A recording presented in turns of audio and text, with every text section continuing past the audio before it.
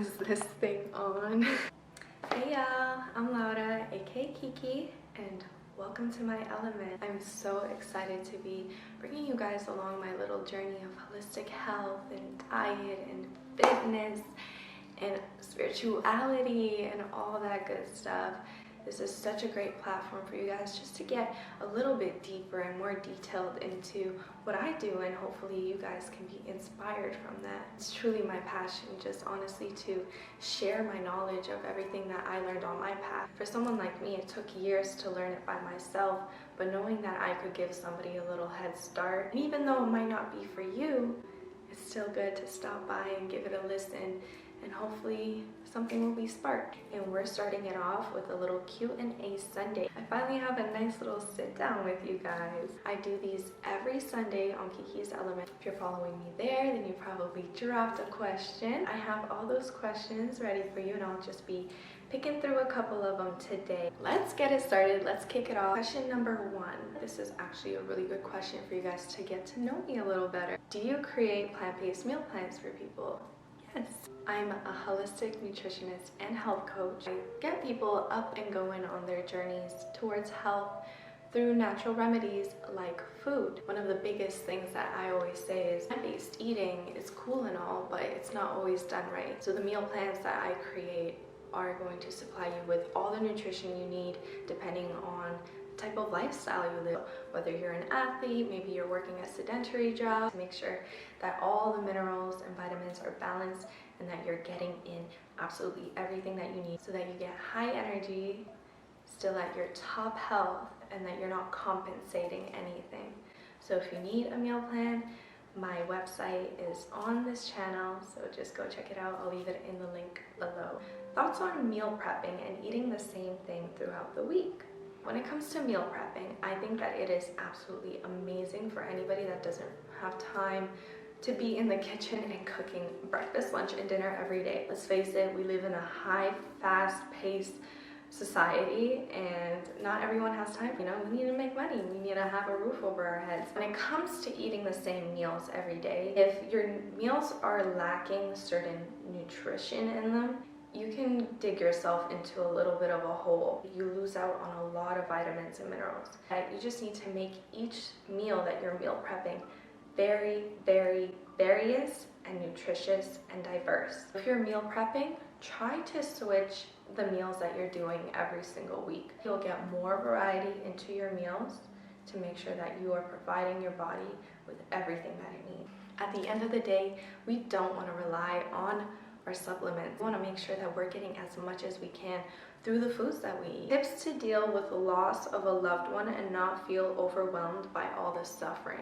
in the world. Let's get real deep here. When it comes to loss, the way that we feel it internally, it comes from the external action of losing somebody. You can tap into that quantum field that we are rooted in, then you can realize that the loss is never lost. The most important part is not to view it as a loss, but to view it as a gain in another area. It's difficult, it's hard, because we are so used to these bodies and we're so used to these vehicles that we're always relying on just having them there, and when they're gone, they're gone.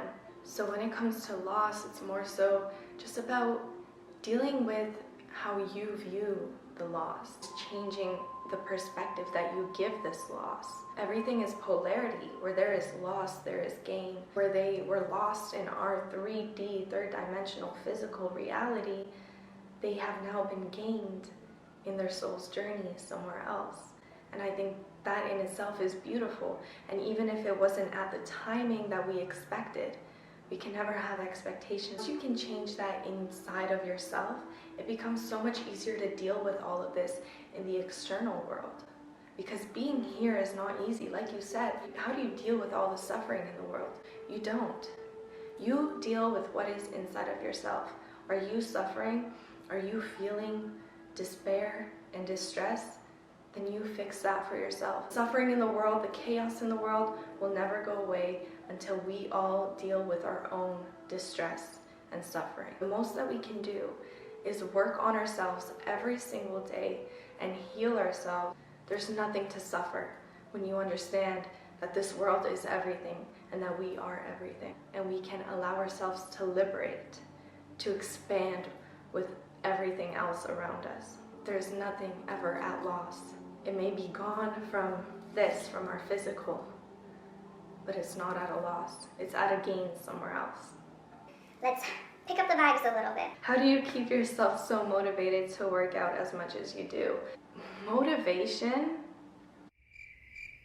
is so inconsistent. I wake up and I say, not today. I have days where I wake up and I'm like, let's get it going. Give me my shake, give me my energy booster, give me my chlorophyll. That's motivation.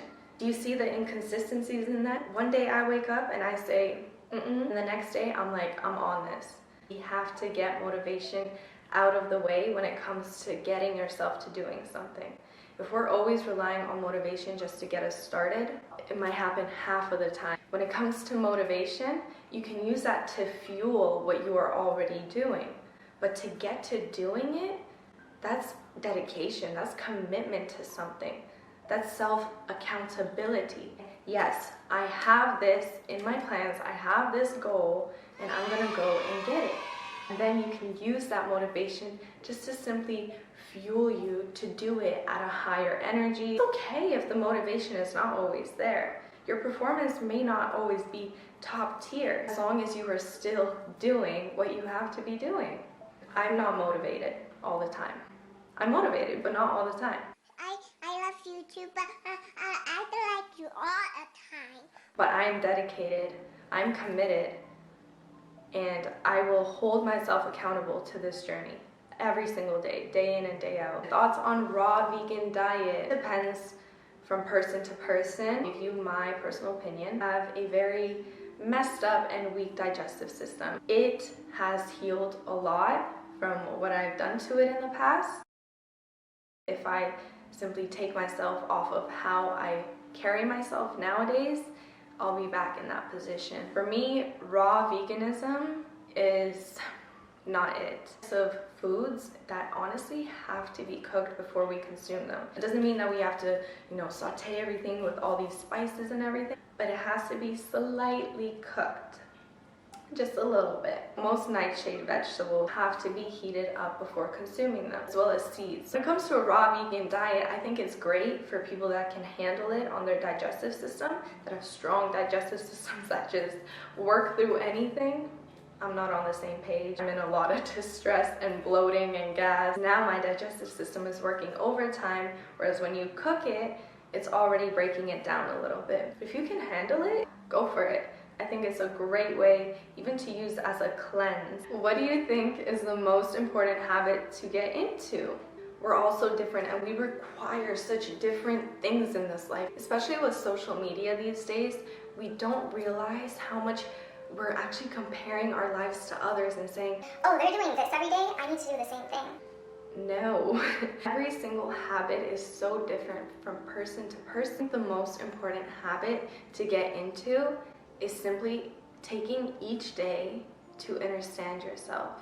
You might mean, let me take 5 minutes to meditate. Let me take 10 minutes to journal. Let me take 15 minutes to do something that I love, a passion, a hobby. Let me take 20 minutes to talk to my loved ones. The end goal is always just to get deeper into your soul and its needs and requirements and desires.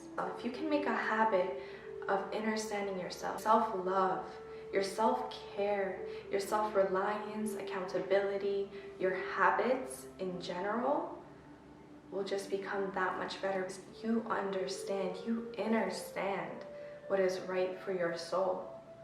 Without this knowledge of simply knowing the basics of what is right, you can miss out a lot in your journey. I think the best habit that you can have is just learning yourself every day. There's so much to learn. What do you recommend for lots of mucus in the body? I can't seem to get rid of it. Let me give you guys a quick little backstory. A lot of the things that I do now, it all stems from me at one point having tons of mucus in my body. I was waking up with my eyes crusted shut. I was coughing up a lot of mucus, chronic runny nose, sore throats almost weekly. And I'm gonna tell y'all right now, mucus The root problem of most disease, of most distress.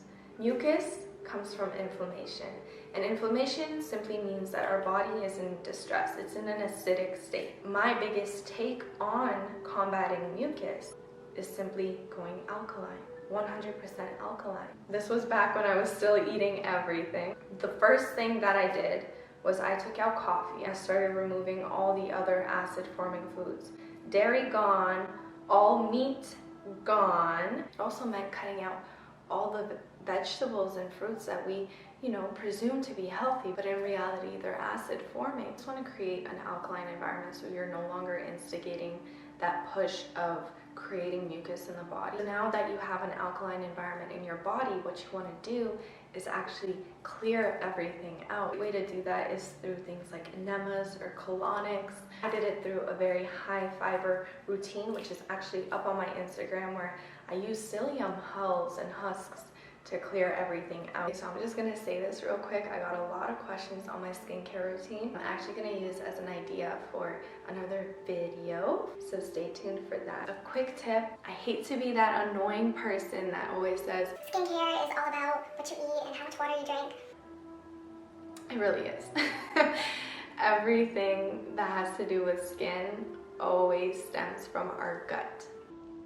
Period. I'm gonna finish off with a little spiritual question. I love these types of questions because I feel like it's just such a big area to talk about. But if we slowly get more and more knowledge about these certain things, then we can learn more things about ourselves. Spirituality is not all these crystals and singing bowls and chakras. Spirituality, where it stems from, is the simple knowledge of self, understanding that voice. Once you can heighten your consciousness so that you can hear that voice, then you are closer to your true purpose. So with that, 2,000 years later. question is the 3 most important tips for spiritual growth. So number 1, listen to yourself, and not the monkey mind that just goes on and on and on with BS, but this: sit with yourself, talk to yourself, write to yourself, do whatever it takes so that you can